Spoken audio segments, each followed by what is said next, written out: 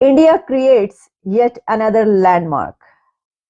India's solar mission, Aditya L1, reaches its orbit. Aditya L1 enters final orbit. ISRO successfully entered its final maneuver to place the Aditya L1 spacecraft in the halo orbit around the L1 point. Upon reaching its final destination, the spacecraft will be able to view the sun without any eclipses. वैसे ये सारी fake news है उनकी कि ऐसा कोई बात नहीं है कि उन्होंने ये ऐसा देखिए पाकिस्तानियों की यही तो खामी है यार, ये इसी वजह से तो हम पीछे हैं। हम ना तरक्की करना चाहते हैं, ना किसी की तरक्की को बर्दाश्त कर पाते हैं। Welcome back to Pra News. In a groundbreaking achievement, the Indian Space Research Organisation, ISRO, has successfully completed the final maneuver to place the Aditya L1 spacecraft into its designated orbit around 1.5 million kilometers away from Earth.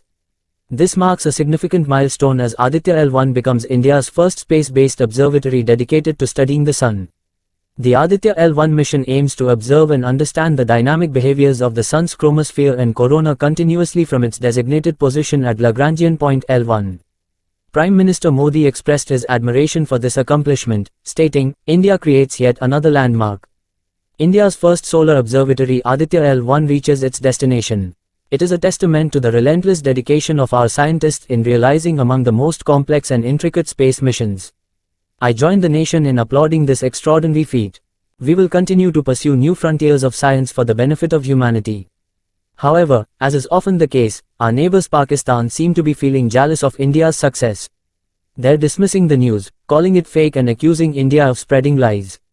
Stay tuned as we explore the reactions from the public and media in Pakistan regarding India's successful sun mission. Sir भाई Aditya L1 भी उनका successful हो गया, क्या कहना चाहेंगे चंद्रयान 3 के बाद? ये तो भाई एक बहुत बड़ी अचीवमेंट है। चंद्रयान को हमारे यहाँ की पब्लिक एक्सेप्ट नहीं करती थी। मैं तो कहता हूँ अब तो L1 को तो मानेंगे ही नहीं, ये ऐसा हुआ है। वो तो कहेंगे शायद तुम लोग को वहाँ से पैसे मिलते हैं जो तुम लोग ये बात करते हो। देखें, हम पे ना यकीन करें सर, किसी पे भी ना करें, इंडिया की मीडिया पे भी यकीन ना करें। जिस मीडिया को हम सुनते हैं ना उस मीडिया को देख लें, वहाँ पे भी यही चीज़ आई होगी कि L1 का जो मिशन था L1 पॉइंट पे वो पहुँच चुका है अपने, क्योंकि बिकॉज क्लियर है यार, उनके लिए कोई चीज़ मुश्किल नहीं है।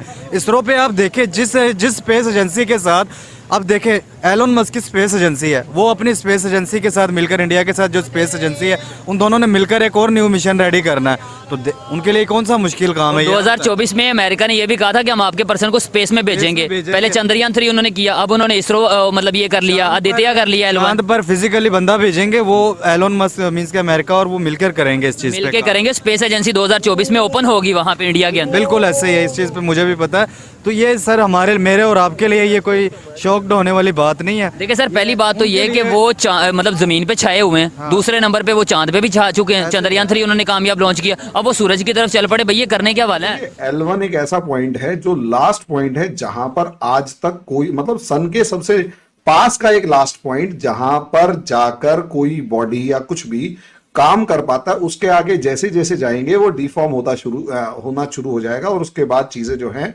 वो बिल्कुल गायब हो जाएंगी। मतलब ये दो ऐसे पॉइंट्स जहां से हम सन को स्टडी कर सकते हैं। अब सन को स्टडी करने का फायदा क्या?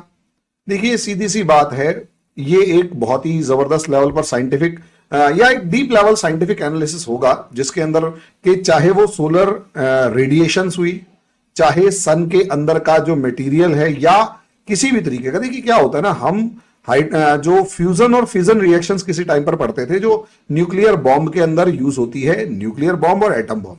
न्यूक्लियर बॉम्ब के अंदर फिजन रिएक्शन होगा जिसमें यूरेनियम वगैरह टूटता है, लेकिन एक फ्यूजन रिएक्शन होगा जो कि नॉर्मली हम दो हाइड्रोजन एटम्स को मिला के हीलियम बनाते हैं।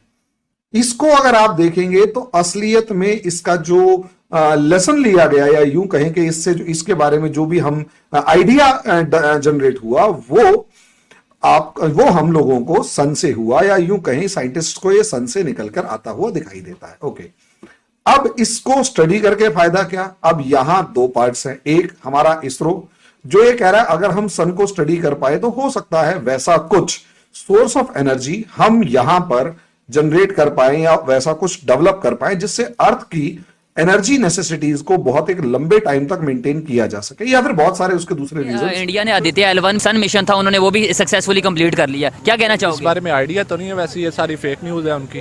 कि ऐसा कोई बात नहीं है कि उन्होंने ये ऐसा मिशन मेरे भाई इंटरनेशनल मीडिया पे चल रही है फेक न्यूज़, क्या मतलब है? मैंने कहा था आपको नहीं मानना यहाँ पे ये किसी सब ने। बकवास है।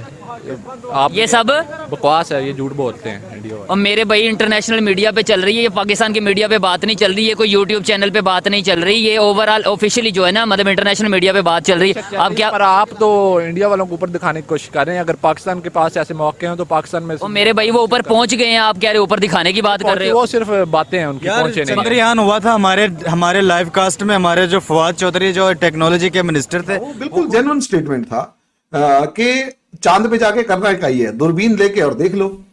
That was the perfect statement. तो उस लेवल पर आप जो सुनना चाहते हैं आपके गवर्नमेंट से, सुपारको से, वो तो कुछ दिखाई नहीं देगा। लेकिन हाँ, एज एन आम आदमी उसमें भी दो पार्ट्स हैं। एक वो जो हीरो को याद कर रहा है, और दूसरा वो जो ये सोचने की कोशिश कर रहा है कि हम कहां पीछे रह गए।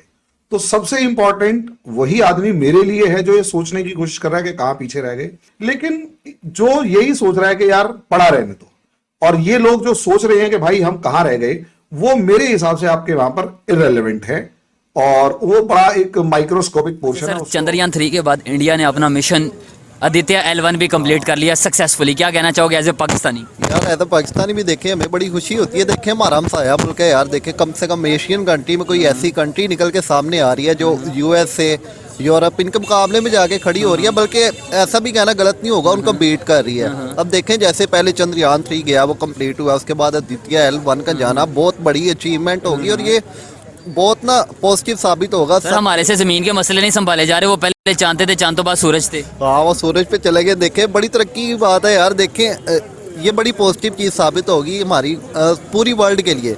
देखें जिस तरह से उसके पॉजिटिव तरीके हैं, सारा वे को कंट्रोल करेंगे, आने वाली कोई भी जियोग्राफिक हमारी डिजास्टर होंगे उसको पहले प्री प्लान बता देंगे ताकि उस हिसाब से तैयारी की जा सके।